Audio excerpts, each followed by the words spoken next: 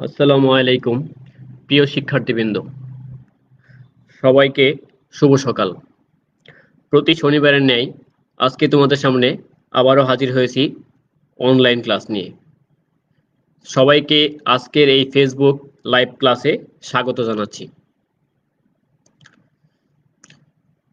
Corona ভাইরাসের এই মহামারীতে যে যেখানে আছো আশা করি সবাই নিরাপদে আছো এবং ভালো আছো। এই মহামারীর মধ্যেও যারা আমাদেরকে এই ক্লাসের ব্যবস্থা করে দিয়েছেন, সর্বপ্রথম তাদের প্রতি কৃতজ্ঞতা স্বীকার করছি। কৃতজ্ঞতা স্বীকার করি গণপ্রজাতন্ত্রী বাংলাদেশ সরকারের শিক্ষা মন্ত্রণালয়, এটওয়ে সকল কর্মকর্তা কর্মচারীবৃন্দ এবং সর্বোপরি আমার প্রতিষ্ঠানের কর্তৃপক্ষের প্রতি, যারা আমাকে এই অনলাইন ক্লাসে বিভিন্নভাবে সহযোগিতা করেছে। তো আজকে আমি যে বিষয়টি নিয়ে আলোচনা করব বরাবরের মতো, সেটি হচ্ছে ওয়ার্কশপ সেফটি অ্যান্ড ম্যানেজমেন্ট, যার বিষয় কোড হচ্ছে 67121 এবং শিক্ষার্থীবৃন্দ হচ্ছে দ্বিতীয় পর্ব পাওয়ার টেকনোলজি। তো আজকে আমি যে টপিকটি নিয়ে আলোচনা করব সেটি হচ্ছে দশম অধ্যায় অগ্নি দুর্ঘটনা প্রতিরোধ। আমরা দশম অধ্যায়কে দুইটা ভাগে ভাগ করেছিলাম। গত ক্লাসে আমরা প্রথম পার্ট সম্বন্ধে আলোচনা করেছি, আজকে আমরা দ্বিতীয় পার্ট সম্বন্ধে আলোচনা করব। তো শুরুতেই আমি আমার পরিচয় দিয়ে আরম্ভ করতেছি। উপস্থাপনায় আছি আমি মোহাম্মদ মানিক মিয়া, জুনিয়র ইন্সট্রাক্টর পাওয়ার, ময়মনসিংহ পলিটেকনিক ইনস্টিটিউট, ময়মনসিংহ। এখানে আমার মোবাইল নাম্বার এবং মেইল অ্যাড্রেস দেওয়া আছে। যদি কারো কোনো জানার থাকে কোনো কিছু এই পাঠ সম্বন্ধে, তাহলে আমার সাথে যোগাযোগ করতে পারো। তো শিক্ষার্থী বন্ধুরা, আমাকে সঠিকভাবে শোনা যাচ্ছে কিনা বা কে কোথা থেকে শুনছো আমাকে জানিও। সাউন্ড ক্লিয়ার আছে কিনা সেই বিষয়টাও আমাকে জানাও। তো এটি হচ্ছে এই বিষয়ের উপর 12তম লেকচার। তো শিক্ষার্থী বন্ধুরা, আজকে আমরা এই পাঠ শেষে কি জানতে পারবো বা কি শিখতে পারবো? আজকে এই পাঠ শেষে আমরা যা জানতে পারবো সেটি হচ্ছে বিভিন্ন অগ্নি নির্বাপনের যন্ত্রের কার্যাবলী সম্বন্ধে আমরা একটা স্পষ্ট ধারণা লাভ করতে পারবো এবং সর্বোপরি আমরা জানবো অগ্নি দুর্ঘটনা সংঘটিত হলে শিল্প কারখানায় ফায়ার সার্ভিসের ভূমিকা কি, সেই বিষয়ে আমরা আজকে আলোচনা করব। তো প্রিয় বন্ধুরা, যদি ভুলে না থাকো তাহলে অবশ্যই মনে আছে আমরা গত ক্লাসে দশম অধ্যায়ের পার্ট 1 এ আমরা আলোচনা করেছিলাম ফায়ারের বিভিন্ন শ্রেণী বিভাগ। আমরা জানি কি 5 প্রকার ফায়ার আছে, এ বি সি ডি, এরকম 5 প্রকার ফায়ার আমরা নরমালি কাউন্ট করে থাকি। তো এ শ্রেণীর ফায়ার কোনগুলো? সেগুলো হচ্ছে কি কঠিন পদার্থ থেকে যেসব আগুনের সূত্রপাত হয় সেগুলো হচ্ছে কি এ শ্রেণীর আগুন বলবো আমরা তাদেরকে। এবং বি শ্রেণীর হচ্ছে কি তরল জাতীয় পদার্থ থেকে যদি কোনো অগ্নি দুর্ঘটনা সংঘটিত হয়ে থাকে, তাহলে সেই ক্ষেত্রে যে আগুনের সূত্রপাত হবে বা যে অগ্নি দুর্ঘটনা সংঘটিত হবে তাকে আমরা বি শ্রেণীর আগুন বলবো। এবং সি শ্রেণীর আগুন হচ্ছে ন্যাচারাল গ্যাস বা গ্যাসীয় পদার্থ থেকে যে আগুনের সূত্রপাত হয় সেটি হচ্ছে কি সি শ্রেণীর আগুন। ডি শ্রেণীর আগুন হচ্ছে বিভিন্ন প্রকার মেটাল থেকে যেসব আগুনের সূত্রপাত হয়ে থাকে সেগুলো হচ্ছে কি ডি শ্রেণীর আগুন। এবং ই শ্রেণীর আগুন নামে একটা আগুন আছে, সেটা হচ্ছে কি ইলেকট্রিক ফায়ার, অর্থাৎ কি ইলেকট্রিক ইকুইপমেন্ট বা ইলেকট্রিক যন্ত্রপাতি থেকে যদি কোনো আগুনের সূত্রপাত হয় তাকে আমরা কি ই শ্রেণীর আগুন বলে থাকি। এবং আরেকটা আগুন আছে সেটা হচ্ছে এফ শ্রেণী। এফ শ্রেণী হচ্ছে কি কুকিং করার সময় আমাদের যদি কুকিং থেকে কোনো কারণে আগুনের সূত্রপাত হয়ে থাকে সেটা হচ্ছে এফ শ্রেণীর আগুন। তো প্রিয় বন্ধুরা, আজকে আমরা প্রথমেই যে প্রশ্নটি দিয়ে আরম্ভ করব সেটি হচ্ছে ফুম টাইপ ফায়ার এক্সটিংগুইশারের কার্যাবলী। আমরা গত ক্লাসেও একটি ফায়ার এক্সটিংগুইশারের কার্যাবলী সম্বন্ধে কি ধারণা নিয়েছিলাম। তো ফুম টাইপ ফায়ার এক্সটিংগুইশার আসলে কোথায় ব্যবহার করা হয় সেটি বলে আমরা আরম্ভ করতেছি। সাধারণত এ শ্রেণী এবং বি শ্রেণীর অগ্নি নির্বাপনের জন্য এই ফুম টাইপ ফায়ার এক্সটিংগুইশারকে ব্যবহার করা হয়ে থাকে। এ শ্রেণীর আগুন কোনগুলো আমরা ইতিপূর্বে কি জেনে নিয়েছি। এ শ্রেণীর আগুন হচ্ছে কোনগুলো বন্ধুরা?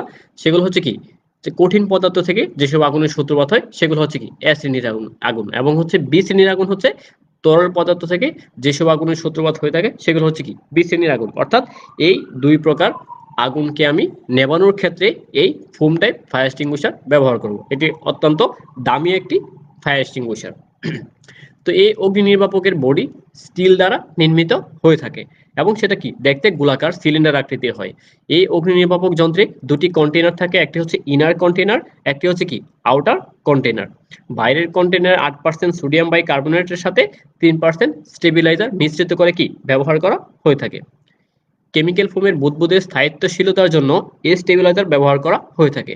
ভেতরের কন্টেইনারে থাকে 13% অ্যালুমিনিয়াম সালফেট। অল্প গরম পানিতে মিশ্রিত করলে কি সহজেই কি সেটা কি গলে যায়, গলে গিয়ে কি একটা রাসায়নিক বিক্রিয়া তৈরি করে থাকে।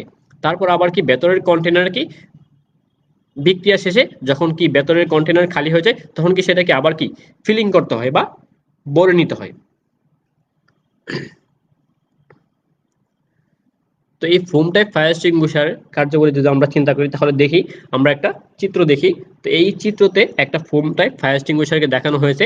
এই ফোম টাইপ ফায়ার এক্সটিংগুইশারের বিভিন্ন অংশ থাকে, আমরা ইতিপূর্বে বলেছি সেটা একটা সিলিন্ডার আকৃতির হয়ে থাকে, তারপর হচ্ছে বডি মাইন স্টিলের এগুলো হয়ে থাকে। তো এই ফায়ার এক্সটিংগুইশারের মধ্যে কি কি জিনিস আসলে থাকে বা কি কি জিনিসের সমন্বয়ে এই ফায়ার এক্সটিংগুইশার গঠিত, আমরা সেই বিষয়টা লক্ষ্য করি। দেখো, এই ফায়ার এক্সটিংগুইশারের মধ্যে যা আছে তা হচ্ছে কি একটা ডিসচার্জ টিউব থাকে, তারপর হচ্ছে একটা সাইফন টিউব থাকে। সাইফন টিউব হচ্ছে কি তার মধ্যে দেখি অতি উচ্চ চাপে এই টিউবের ভিতর দিয়ে কি ফোমটা বাইরে কি বের হয়ে যেতে পারে। এই উচ্চ চাপ প্রদানের জন্য কি আমার একটা গ্যাস লাগবে, সেটা হচ্ছে কি আমি একটা কার্বন ডাই অক্সাইড গ্যাস তার ভিতরে কি তৈরি করব। তারপর হচ্ছে একটা ফোম মেকিং ব্রাঞ্চ থাকে, মানে যেখানে কি আমার ফোমটা কি তৈরি হচ্ছে সেই জায়গাটা থাকবে। তারপর হচ্ছে একটা প্লাঞ্জার থাকবে উপরের দিকে, তারপর হচ্ছে সেফটি ক্লিপ থাকবে, এটা সবসময় গিয়ে লাগানো থাকবে। যখন আমি ব্যবহার করব তখন কি সেফটি ক্লিপটাকে আমি খুলে তারপর হচ্ছে অপারেটিং হ্যান্ডেলে কি আমি চাপ প্রয়োগ করব। তাহলে কি হবে, আমার এই যে ইনার কন্টেনারের ভিতরে যে গ্যাস কার্টিজটা থাকবে, ইনার কন্টেনারের ভিতরে যে গ্যাসটা থাকবে সেটা কি ভেঙে যাবে। ভেঙে গিয়ে কি হবে, এই বাইরে যে সোডিয়াম সালফেট থাকবে, সোডিয়াম বাইকার্বনেট থাকবে, তার সাথে কি মিশ্রিত হবে, তখন কি একটা ফোম তৈরি হবে। তো এখানে কি হ্যান্ডেল আছে আমার, তারপর গ্যাস কার্টিজ আছে, ফোম সলিউশন আছে, এই সব জিনিসের সমন্বয়ে কি আমার একটা ফোম টাইপ ফায়ার এক্সটিংগুইশার গঠিত। তো ফোম টাইপ ফায়ার এক্সটিংগুইশার কিভাবে আসলে কাজ করে সেটা আমরা দেখি। যে অগ্নি দুর্ঘটনার সময় দুপাত্রে কেমিক্যাল মিশ্রিত করে দিলেই কি কোনো দুপাত্রে যদি ভিন্নধর্মী কোনো কেমিক্যাল আমরা মিশ্রিত করে দিই তাহলে কি সেখানে একটা রাসায়নিক বিক্রিয়া করে অন্য একটা কি পদার্থ তৈরি করবে। বিক্রিয়া করে যেরকম এখানে কি ফোম তৈরি করতেছে এবং কি কার্বন ডাই অক্সাইড তৈরি করতেছে এবং কি সোডিয়াম সালফেট তৈরি করতেছে। কার্বন ডাই অক্সাইড আমরা কি জন্য তৈরি করবো আমরা আগে বলে নিয়েছি, যে কার্বন ডাই অক্সাইড হচ্ছে কি একটা কি গ্যাস, তার ভিতরে একটা কি চাপ সৃষ্টির জন্য, যে চাপে সে কি উপরের দিকে উঠে আসতে পারে সেই চাপ সৃষ্টি করার জন্য আমরা এখানে কি একটা কার্বন ডাই অক্সাইড গ্যাস তৈরি করে নিব। কার্বন ডাই অক্সাইড চাপ সৃষ্টি করে ফোমকে কি ঠেলে বাইরের দিকে কি বের করে আগুনে কি নিক্ষেপ করে। এই কার্যটি সম্পূর্ণ সময় যে বিক্রিয়াটি সম্পূর্ণ হয়ে থাকে এই ফায়ার এক্সটিংগুইশারের ভিতরে সেটি হচ্ছে কি সোডিয়াম বাইকার্বনেট যখন কি অ্যালুমিনিয়াম সালফেটের সাথে কি রাসায়নিক বিক্রিয়া করে তখন কি অ্যালুমিনিয়াম হাইড্রোক্সাইড অর্থাৎ কি ফোম তৈরি হয় এবং কি কার্বন ডাই অক্সাইড গ্যাস তৈরি হয় এবং কি সোডিয়াম সালফেট তৈরি হয়। এই ফোম ফুয়েল জাতীয় দ্রব্যের উপর নিক্ষেপ করলে কি এর ভিতরে কি একটি আবরণ তৈরি হয়। যখন আমরা ফোমকে সবাই কি চিনে থাকি, যখন আমরা সাবানকে যখন কি ঘষা দেই তখন কি দুই হাত দিয়ে যখন ঘষা দেয় তখন কি একটা ফেনা তৈরি হয় না, এই ফেনা টাইপের। এই ফেনাটা যদি কোনো আগুনকে আমি ডেকে দিতে পারি এই ফেনাটা দিয়ে তাহলে কি সেখানে কি অক্সিজেন প্রবাহে কি বাধা তৈরি হবে। আর অক্সিজেন প্রবাহে যদি বাধা তৈরি হয় সেক্ষেত্রে কি আমার আগুনটা নিভে যাবে। কারণ হচ্ছে কি আমরা জানি কি অগ্নি প্রজ্বলনের জন্য তিনটা জিনিস কি অপরিহার্য। তারপর কি কি সেটা আমরা পূর্বের ক্লাসে আলোচনা করেছি, আবার আমরা সেটা বলি। তিনটে জিনিস হচ্ছে কি অক্সিজেন, পরিমিত তাপ এবং হচ্ছে কি দাহ্য বস্তু। যদি আমি অক্সিজেনকে এখান থেকে রিমুভ করতে পারি তাহলে কি আমার আগুনটা নিভে যাবে। ফলে কি বাতাস প্রবেশে কি তার ভিতরে কি বাতাস প্রবেশ করতে পারবে না, বাতাস মানে কি অক্সিজেন প্রবেশ করতে পারবে না, তাই কি আগুন নিভে যায়।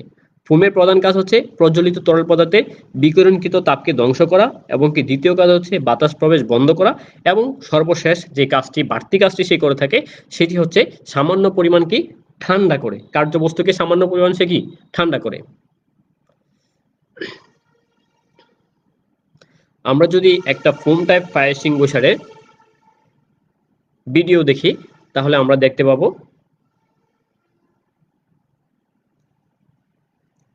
আমরা যদি একটা ভিডিও দেখি তাহলে বন্ধুরা দেখো যে এই ফোম টাইপ ফায়ার এক্সটিংগুইশার আমরা ইতিপূর্বে বলে নিয়েছি এখানে কি দুইটি কি কন্টেইনার থাকে, একটা হচ্ছে কি ইনার কন্টেইনার, একটা হচ্ছে কি আউটার কন্টেইনার।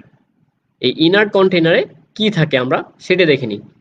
ইনার কন্টেইনার থাকে হচ্ছে অ্যালুমিনিয়াম সালফেট সলিউশন থাকে, এবং আউটার কন্টেইনার থাকে কি সোডিয়াম বাইকার্বনেট সলিউশন। এই দুইটা কি যখন একত্রিত হয় তখন তাদের মধ্যে একটা কি রাসায়নিক বিক্রিয়া হয়। আর রাসায়নিক বিক্রিয়া ফলে কি সেখানে কি তৈরি হয়, কার্বন ডাইঅক্সাইড গ্যাস তৈরি হয়, ফোম তৈরি হয়, এসব জিনিস তৈরি হয়। আর এখানে কি এই ফায়ার এক্সটিংগুইশারের মধ্যে যে জিনিসগুলো আছে সেগুলো আমরা আলোচনা করছি। এখানে সিল আছে, তারপর হচ্ছে নিক রিং আছে, তারপর হচ্ছে ক্যাপ আছে, তারপর হচ্ছে এখানে একটা কি প্লাঞ্জার আছে, তারপর হচ্ছে এখানে কি সেফটি পিন থাকবে।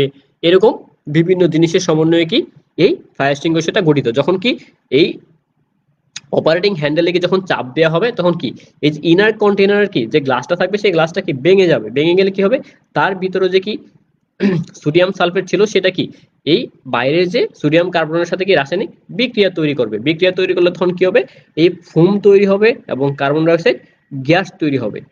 এই কার্বন ডাই অক্সাইড গ্যাস আমরা কি জন্য তৈরি করবো আমরা ইতিপূর্বে বলে নিয়েছি, সেটা হচ্ছে কি একটা চাপ সৃষ্টি করার জন্য। এর ভিতরে যে ফোমটা তৈরি হয়েছে সেই ফোমটাকে চাপে কি এই দিক দিয়ে কি এই নজলের মাধ্যমে কি বাইরে কি বের হয়ে যাবে। আর বের হয়ে যাবে কিসের সাহায্যে, সেটা হচ্ছে কি যে হোস পাইপ আছে সেই হোস পাইপ দিয়ে কি বাইরে বের হয়ে যাবে। আর ওই হোস পাইপটাকে আমি আগুনের দিকে যদি তাক করে রাখি তাহলে তার ভিতর থেকে যে ফোমটা বের হবে সেই ফোম দ্বারা কি আমি আগুনকে কি আবৃত করে দিতে পারবো, তাহলে কি আমার আগুনটা নিভে যাবে। এটাই হচ্ছে কি একটা ফোম টাইপ ফায়ার এক্সটিংগুইশারের কাজ।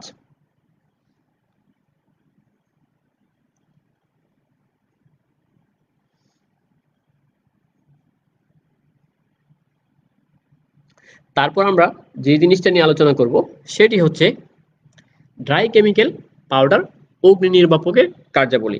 ড্রাই কেমিক্যাল পাউডার, এখানে দুই ধরনের কি পাউডার ব্যবহার করা হয়। আর এই ড্রাই কেমিক্যাল পাউডার সাধারণত হচ্ছে কি অ্যাসিড আগুনকে নেভানোর ক্ষেত্রে ব্যবহার করা হয়ে থাকে। তো এই ড্রাই কেমিক্যাল ফায়ার এক্সটিংগুইশারের প্রধানত কি দুই প্রকার পাউডার ব্যবহার করা হয়। এগুলো কি অত্যন্ত কার্যকরী এমনকি ফলপ্রসূ পাউডার হিসেবে কি ব্যবহার করা হয়ে থাকে। এক নম্বর পাউডার হচ্ছে ড্রাই কেমিক্যাল পাউডার সাধারণ আগুনের জন্য, এবং দ্বিতীয় হচ্ছে ড্রাই কেমিক্যাল পাউডার মেটাল আগুনের জন্য। তো ড্রাই কেমিক্যাল পাউডার আসলে এটা কিভাবে কাজটা করে সেটা আমরা জেনে নিই। এর মূল নির্বাপন উপাদান হলো সোডিয়াম বাই কার্বনেট। আমরা যেটা ফোম টাইপ ফায়ার এক্সটিংগুইশারেও যেটা উপাদানটা দেখেছি, এখানেও কি অগ্নি নির্বাপনের জন্য মূল উপাদান হচ্ছে কি সোডিয়াম বাই কার্বনেট। আমেরিকায় বা উন্নত বিশ্বে এই পটাশিয়াম বাই কার্বনেটও কি ব্যবহার করে থাকে। ডাইকেমিক্যাল পাউডার অগ্নি নির্বাপক যন্ত্র উদ্ভাবনের মূল উদ্দেশ্য হলো প্রজ্বলিত ফায়ারের সমস্যা সমাধান করা এবং কি অগ্নি নির্বাপন পুরোপুরি কি কার্যকরী করা। 20 শ্রেণীর আগুন অর্থাৎ কি 20 শ্রেণীর আগুনকে নেভানোর জন্য কি যখন আমি কি একটা 20 শ্রেণীর আগুন যখন তরল পদার্থের কোনো আগুন সংঘটিত হবে, অর্থাৎ 20 শ্রেণীর আগুন তৈল জাতীয় দ্রব্যের আগুনের সমস্যা হচ্ছে কি একটি, আর কিন্তু এক শ্রেণীর আগুন অর্থাৎ কি কঠিন পদার্থের যে আগুনটা আছে এই আগুনে কি সমস্যা হচ্ছে কি দুইটি। কি সমস্যাগুলো সেটা আমরা জেনে নিই।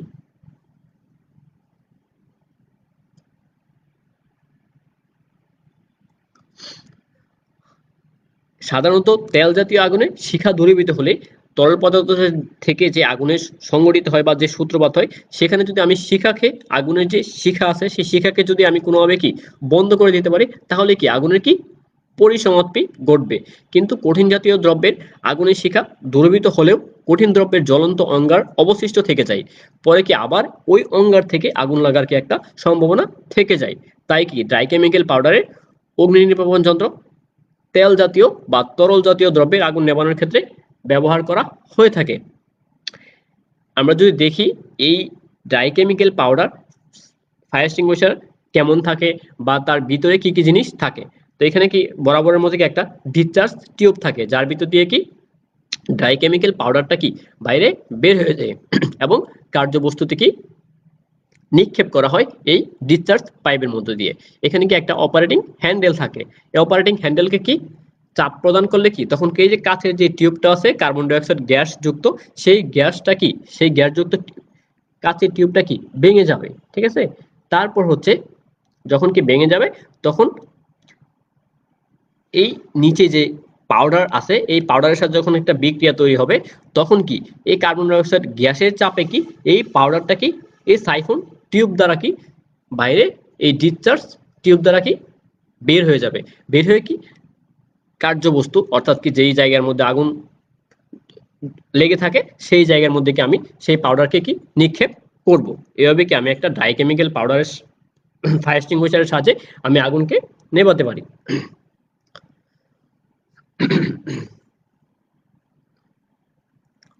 যদি আমরা ডাই কেমিক্যাল পাউডার ফায়ার এক্সটিংগুইশারের আমরা একটা যদি ভিডিও দেখি তাহলে দেখতে পারবো যে সেটা আসলে কিভাবে কাজটা করে।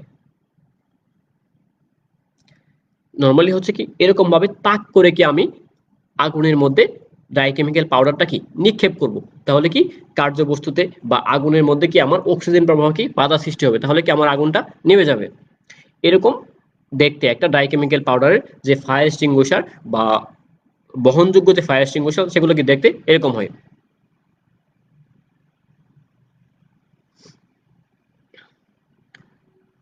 এই ডাই কেমিক্যাল পাউডারের মধ্যে আমরা আগে জানি কি এই ডাই কেমিক্যাল পাউডার এই গ্লাস টিউবের মধ্যে থাকে কি কার্বন ডাই অক্সাইড এবং নিচে থাকে কি ড্রাই কেমিক্যাল পাউডার। যখন এই সেফটি পিনকে আনলক করে অপারেটিং হ্যান্ডেল দ্বারা কি যখন কি চাপ প্রয়োগ করা হয় তখন কি এর বাইরে যে দ্বন্দ্ব আছে এই দ্বন্দ্বটাকে যখন কি এই গ্লাস টিউবকে চাপ প্রয়োগ করে তখন কি গ্লাস টিউবটা কি ভেঙে যায়।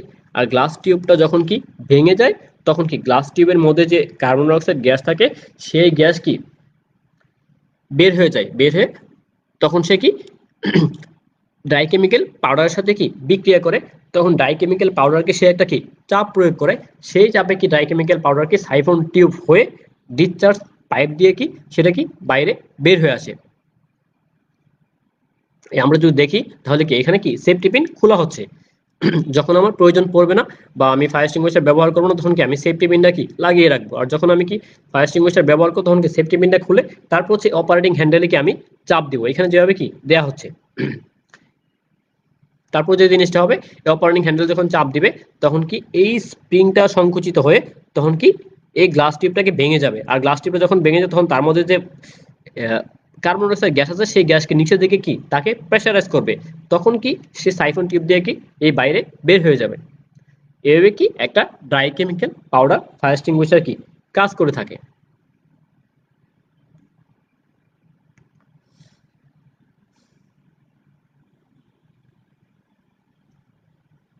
তারপর আমরা দেখব যেটা হচ্ছে একটা আধুনিক ফায়ার এক্সটিংগুইশার পদ্ধতি, সেটা হচ্ছে automatic sprinkler system fire extinguisher system. তো এই পদ্ধতি হচ্ছে আধুনিক যুগে সবচেয়ে কি ব্যবহৃত একটি পদ্ধতি, যার সাহায্যে কি আগুন লাগার সাথে সাথে কি আমি আগুনকে নিয়ন্ত্রণে আনতে পারি এবং কি ক্ষয়ক্ষতির মাত্রা কি অনেকাংশে কি কমিয়ে দিতে পারি।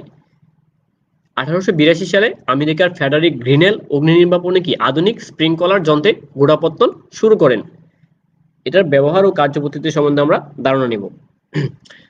আজকাল যত প্রকার অগ্নি নির্বাপন পদ্ধতি প্রচলিত আছে তাদের মধ্যে কি এই পদ্ধতিটি সবচাইতে কি বেশি কার্যকরী হয়ে থাকে। এই ব্যবস্থা প্রয়োগের জন্য কারখানায় যে স্থানে কি আগুন ধরার সম্ভাবনা থাকে অর্থাৎ কি যেই স্থানে কি অগ্নি দুর্ঘটনা হওয়ার সম্ভাবনা থাকে এরকম যে প্লেসগুলো আছে বা স্থানগুলো আছে সেগুলোকে আমরা চিহ্নিত করব। চিহ্নিত করে সেই জায়গাগুলোতে কি আমি এই সিস্টেমটা কি সেট আপ করে দিব। সম্ভাবনা থাকে সেই জায়গায় একটি দরজা রাখা হয়ে থাকে, সেই দরজাকে খুলে রাখার জন্য একটি কি স্প্রিং ব্যবহার করা হয়। এই স্প্রিংকে একটি ফিউজ দ্বারা কি সংযুক্ত করা হয়, অর্থাৎ এই স্প্রিং অপারেট হবে কি ওই স্প্রিং এর সাথে কি আমি একটি ফিউজ সংযুক্ত করে দিব। এই ফিউজটি কি জ্বলন্ত তাপমাত্রায় পৌঁছার সঙ্গে সঙ্গে গলে যায়। যখন কি তাপমাত্রা রুমের বাড়তে থাকবে আস্তে আস্তে, মানে স্বাভাবিকের চেয়ে যখন তাপমাত্রা আস্তে আস্তে বাড়তে থাকবে তখন কি ওই তাপমাত্রায় কি ফিউজটা কি গলে যাবে। ফিউজ গলে যাওয়ার পর দরজাটি কি আপনা আপনি কি বন্ধ হয়ে যাবে। দরজার স্পর্শে একটি সুইচ থাকে, যখন কি দরজাটা বন্ধ হয়ে যাবে তখন কি এই দরজার চাপে কি একটি কি সুইচ অন হয়ে যায়। সেই সুইচটি হচ্ছে কি আমার মোটরের সুইচ। সেই সুইচটির সঙ্গে কি বাইরের একটি কি পাম্প, পানির পাম্প থাকে যার দ্বারা কি কারখানা পানি সরবরাহ করা হয়। অর্থাৎ যখন কি আমার দরজাটা বন্ধ হয়ে যাবে তখন কি পাম্পের সুইচটা চালু হয়ে যাবে, তখন কি পাম্পটা চালু হয়ে যাবে। আর পাম্প যদি চালু হয় তাহলে কি পানি সরবরাহ কি চালু হয়ে যাবে। আর পানি যখন কি বিভিন্ন পাইপের মধ্যে দিয়ে কি সরবরাহ হবে, এই পাইপের মধ্যে কি বিভিন্ন অনেক কি অসংখ্য ক্ষুদ্র ক্ষুদ্র কি ছিদ্র করা থাকে, সেই ছিদ্রের সাহায্যে কি এই প্রজ্বলিত জায়গার মধ্যে কি পানিটা কি ছিটিয়ে পড়বে। ছিটিয়ে পড়লে তখন যে যে জিনিসটা হবে সেটা হচ্ছে কি আগুন লাগার সাথে সাথে যদি কি আমি তার মধ্যে কি পানি দিতে পারি, তাহলে কি সেইখানে কি আগুন খুব তাড়াতাড়ি কি নিভে যাবে। তো এইভাবে কি আমি অটোমেটিক পদ্ধতিতে পানি ছিটিয়ে কি আমি আগুনকে নেভাতে পারি। যখন সুইচ অন করা হয়, যখন পাম্পের সুইচটা অন করা হয় তখন কি মোটর চলতে থাকে, ফলে কি পাইপ দ্বারা কি পানি এসে কারখানার কি অসংখ্য ছিদ্র বিশিষ্ট পাইপ দ্বারা কি ছিটানো আকারে কুয়াশার মতো কি চারদিক দিয়ে কি ছড়ায় ছিটিয়ে পড়তে থাকে এবং উত্তপ্ত ঘরকে কি স্বাভাবিক তাপমাত্রায় নিয়ে আসে। এতে সুবিধা হচ্ছে যখন ওই কারখানায় আগুন জ্বলন্ত তাপমাত্রা বা যখন কি স্বাভাবিকের চেয়ে কি তাপমাত্রা আস্তে আস্তে আস্তে কি বৃদ্ধি পায়, তখনই কি আগুন লাগার পূর্বে ফিউজ কেটে বা গলে যায় এবং দরজা বন্ধ হয়, মোটরের সুইচ অন হয়ে কি পানির পাম্পটি কি স্বয়ংক্রিয়ভাবে কি চালু হয়ে কারখানাতে কি অসংখ্য পাইপের মধ্যে দিয়ে থাকা অসংখ্য ছিদ্র পথে কি পানি কি সে আগুন লাগার স্থানে কি ছিটিয়ে দেয়, তাহলে কি সহজে কি আগুনটা কি নিভে যায়। স্বয়ংক্রিয় ব্যবস্থায় অনেক সময় কি পানির পরিবর্তে গ্যাসও ব্যবহার করা হয়ে থাকে, কারণ কি আমরা জানি যে সব আগুন কি পানি দ্বারা কি নেভানো সম্ভব হয় না।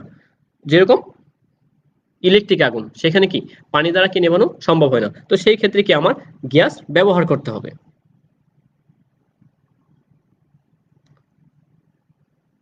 আমরা যদি এখানে একটা কি চিত্র দেখি, তো চিত্রতে দেখতে পাবো কি এখানে একটা অটোমেটিক স্প্রিংকলার অগ্নি নির্বাপন সিস্টেমে কি ডায়াগ্রাম দেয়া আছে। এখানে কি থাকে, পানির পাম্প থাকে, বিভিন্ন ধরনের কি সুইচ চেক বাল্ব থাকে, তারপর হচ্ছে অ্যালার্ম সিস্টেম থাকে, তারপর হচ্ছে অটোমেটিক ড্রেন বাল্ব থাকে, তারপর হচ্ছে মেইন ড্রেন বাল্ব থাকে, তারপর হচ্ছে system water supply pressure gas থাকে। এরকম বিভিন্ন সিস্টেমের সমন্বয়ে কি এই অটোমেটিক স্প্রিংকলার সিস্টেমটা কি কাজ করে থাকে।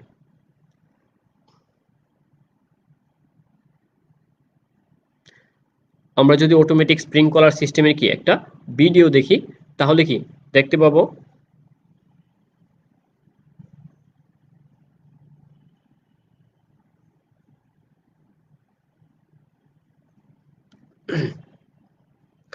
আমাদের কারখানার যে জায়গাটার মধ্যে আগুন লাগার সম্ভাবনা থাকে সেখানে কি এই সিস্টেমটাকে আমি চালু রাখবো বা চালু করব।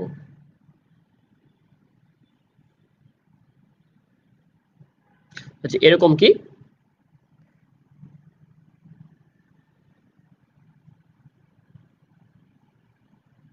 বিভিন্ন জায়গায় কি আমি যেসব জায়গায় কি আগুন লাগার সম্ভাবনা থাকবে বা যেসব সেন্সিয়ার রুম আছে, যেসব জায়গার মধ্যে আমার গুরুত্বপূর্ণ জিনিস থাকে, ফাইল থাকে, সেই সব জায়গার মধ্যে আমি সিস্টেমটা কি চালু রাখতে পারি, তাহলে কি আগুন লাগার সাথে সাথে কি আমার আগুনটা কি সহজে নিয়ন্ত্রণে চলে আসবে। আসলে এটা কিভাবে কাজ করে দেখে আমরা দেখতে পাচ্ছি যে এইখানে যখন কি স্প্রিংকলার সিস্টেম কি যখন এইখানে কি যখন তাপটা কি স্বাভাবিকের চেয়ে বেশি হবে, তখন কি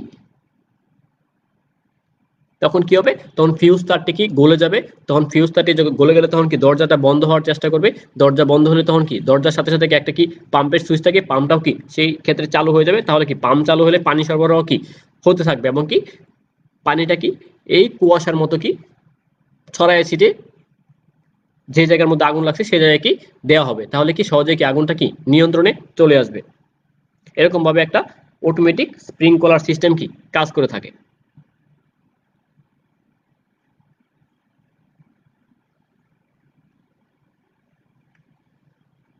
এরকম আমরা কোনো একটা রুমের ভিতরে এইরকম সিস্টেমে কি আমি একটা স্প্রিংকলার সিস্টেম কি চালু করতে পারি। এটা হচ্ছে একটা স্প্রিংকলার সিস্টেম পদ্ধতির ডায়াগ্রাম।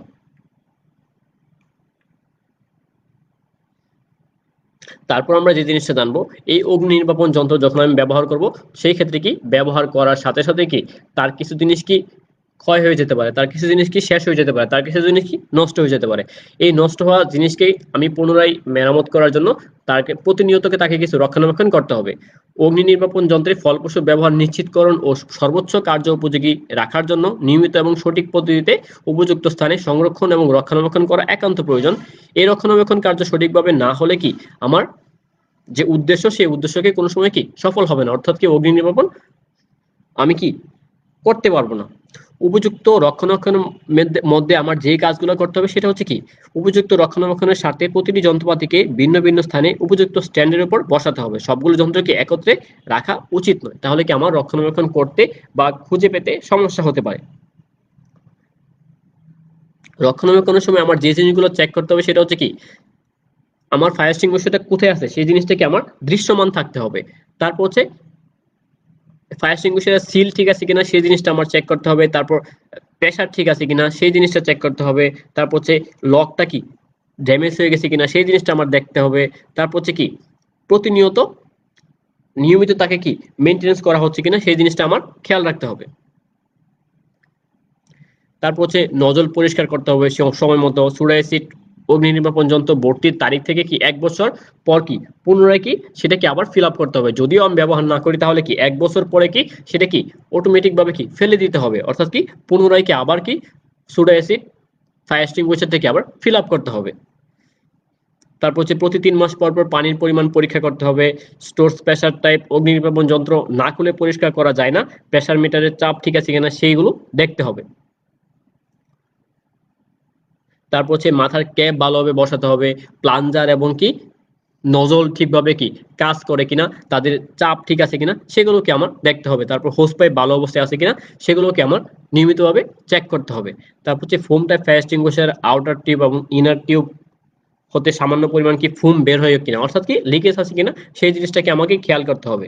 এবং সিটিসি এক্সটিংগুইশারের কয়েকদিন পর পর কি পাম্প করে ওয়ার্কিং পজিশনে কি রাখতে হবে। সিটিসি অর্থ হচ্ছে কার্বন ডাইঅক্সাইড ফায়ার এক্সটিংগুইশার। তো সর্বশেষ আমরা যে প্রশ্নটি আলোচনা করব সেটি হচ্ছে একটি শিল্প কারখানায় ফায়ার ব্রিগেড বা ফায়ার সার্ভিসের ভূমিকা আসলে কি থাকে। ফায়ার ব্রিগেড হলো একদল আধুনিক সুপ্রশিক্ষিত দক্ষ অগ্নি নির্বাপক বাহিনী, যারা কি সুন্দরভাবে কি প্রশিক্ষিত হয়ে থাকে, যারা কোথাও কি অগ্নি দুর্ঘটনা সংঘটিত হলে প্রয়োজনীয় সরঞ্জাম সহ উপস্থিত হয়ে অগ্নি নির্বাপনে কি সর্বোচ্চ চেষ্টা করে থাকে। তো ফায়ার সার্ভিস যে কাজগুলো করে থাকে তার মধ্যে হচ্ছে তারা কি সর্বপ্রথম যে কাজটি করে সেটা হচ্ছে তারা কি আগুন নেভাতে সাহায্য করে। তারপর হচ্ছে তারা কি বিভিন্ন ধরনের বা বিভিন্ন সময় কি তারা বিভিন্ন ধরনের ডিল প্যারেড করে এবং কোম্পানিতে বিভিন্ন শ্রমিকদেরকে সেই ডিল প্যারেড কি করিয়ে থাকে। তারপর হচ্ছে তারা দুর্ঘটনাকে কি প্রত্যক্ষভাবে মোকাবেলা করে থাকে। তারপর হচ্ছে অগ্নি দুর্ঘটনা প্রযুক্তিবিদ্যায় দক্ষতা অর্জন করে থাকে। তারা তারা কি প্রতিনিয়ত কি আপডেট ট্রেনিং নিয়ে থাকে, যে ট্রেনিংগুলোর সাহায্যে তারা কি বিভিন্ন প্রযুক্তি সম্বন্ধে বা বিভিন্ন অগ্নি নির্বাপন পদ্ধতি সম্বন্ধে সম্যক এবং কি বাস্তব ধারণা লাভ করে থাকে। এবং অগ্নি সচেতনবোধ সবার মধ্যে কি সৃষ্টি করে দেবে বিভিন্ন ট্রেনিং প্রোগ্রামের মধ্যে বা বিভিন্ন সেমিনারের মধ্যে। তারা কি এই অগ্নি দুর্ঘটনা সম্বন্ধে বা এর ক্ষয়ক্ষতি সম্বন্ধে মানুষকে বিভিন্নভাবে কি সচেতন করে থাকে। তারপর হচ্ছে যে কোনো অগ্নি দুর্ঘটনা মোকাবেলায় ব্যবহৃত বিভিন্ন যন্ত্রপাতি ব্যবহার সম্বন্ধে কি তারা সঠিকভাবে কি মানুষকে কি প্রশিক্ষণ দিয়ে থাকে। এবং নিজেরা কি আমরা যেটা আগেই আলোচনা করছি যে প্রতিনিয়ত কি এই আগুনের ধরন চেঞ্জ হচ্ছে, আগুন লাগার কারণ চেঞ্জ হচ্ছে, এই কারণগুলোকে তারা কি জাস্টিফাই করে, এই কারণগুলো কি তারা অনুসন্ধান করে কি নিজেরা কি ভালোভাবে কি প্রশিক্ষিত হয় এবং অন্যদেরকে কি তারা কি সঠিকভাবে কি প্রশিক্ষিত করে থাকে, যাতে কি সহজেই কি একটা কারখানায় বা একটা ওয়ার্কশপে যখন দুর্ঘটনা সংঘটিত হয় যাতে কি ক্ষতি সর্বোচ্চ পরিমাণ কি কমিয়ে আনা যায়, এর জন্য কি যা করা প্রয়োজন ফায়ার সার্ভিস সেই বিষয়গুলোই কি করে থাকে। তারা সরকারের হয়ে দেশে তথা জনকল্যাণে বা মানুষের স্বার্থে বিভিন্নভাবে কি এই অগ্নি দুর্ঘটনা মোকাবেলা করতে কি সহায়তা প্রদান করে থাকে। এবং বাংলাদেশ ফায়ার সার্ভিস বা ফায়ার ব্রিগেড বা দমকল বাহিনী শুধুমাত্র কি অগ্নি নির্বাপন কাজই করে থাকে না, বরং কি এর পাশাপাশি দেশের যে কোনো দুর্যোগ যেমন কি ঘূর্ণিঝড়, সাইক্লোন, সড়ক দুর্ঘটনা সহ সরকারের কি নানাবিধ কাজ করে থাকে। আমরা সব সময় দেখে থাকি যখন কোনো একটা রোড অ্যাক্সিডেন্ট হবে, যখন পানিতে মানুষ ডুবে যাবে, যখন কি কোথাও অগ্নি দুর্ঘটনা সংঘটিত হবে, যখন ঘূর্ণিঝড় হবে, জলোচ্ছ্বাস হবে, ওই সব জায়গায় কি আমরা এই ফায়ার সার্ভিসকে দেখে থাকি। অর্থাৎ ফায়ার সার্ভিস আমাদের যে কোনো দুর্যোগে কি সর্বোচ্চ চেষ্টা করে থাকে তাদের সাধ্যমতো মানুষকে কি বিভিন্নভাবে কি সহায়তা প্রদান করে থাকে। তো শিক্ষার্থী বন্ধুরা, এই ছিল আমাদের আজকের পাঠ সম্বন্ধে আলোচনা। তো আজকের পাঠ সম্বন্ধে যদি কারো কোনো প্রশ্ন থেকে থাকে তাহলে আমাকে প্রশ্ন করতে পারো, আমি উত্তর দিতে প্রস্তুত আছি। আর যদি এখন প্রশ্ন না করে থাকো, পরে যে কোনো সময় তুমি এই ভিডিওর নিচে কমেন্টে প্রশ্ন করে নিতে পারো। তো এই ভিডিওটি যদি এই সময় বা এই সময়টাই দেখে থাকো তাহলে কি এই ভিডিওটি পুনরায় দেখতে আবার ভিজিট করবে জাতীয় দক্ষতা বাতায়ন অথবা কি www.skills.gov.bd এই ওয়েবসাইটটিতে। তো বাড়ির কাজ হচ্ছে প্রিয় বন্ধুরা পরবর্তী পাঠ সম্বন্ধে কি ধারণা নিয়ে আসা। যদি ধারণা নিয়ে আসো তাহলে কি তোমাদের জন্য সেটা কি সহজ হবে, বুঝতে সহজ হবে। পরবর্তী পাঠ সম্বন্ধে আলোচনা হবে গৃহ পরিচ্ছন্নতা অর্থাৎ কি হাউস কিপিং সম্বন্ধে আমরা কি পরবর্তী পার্টে আলোচনা করব। তো সবাইকে অসংখ্য ধন্যবাদ জানিয়ে, ভালো থাকার প্রত্যয় জানিয়ে আজকে আমি এখানে শেষ করছি। সবাইকে অসংখ্য ধন্যবাদ। আল্লাহ হাফেজ। করোনা মহামারী থেকে সর্বদা নিরাপদে থাকি, সাবধানে থাকি এবং সর্বোপরি কি সচেতন থাকি, অর্থাৎ স্টে হোম, স্টে সেফ। সবাইকে অসংখ্য ধন্যবাদ।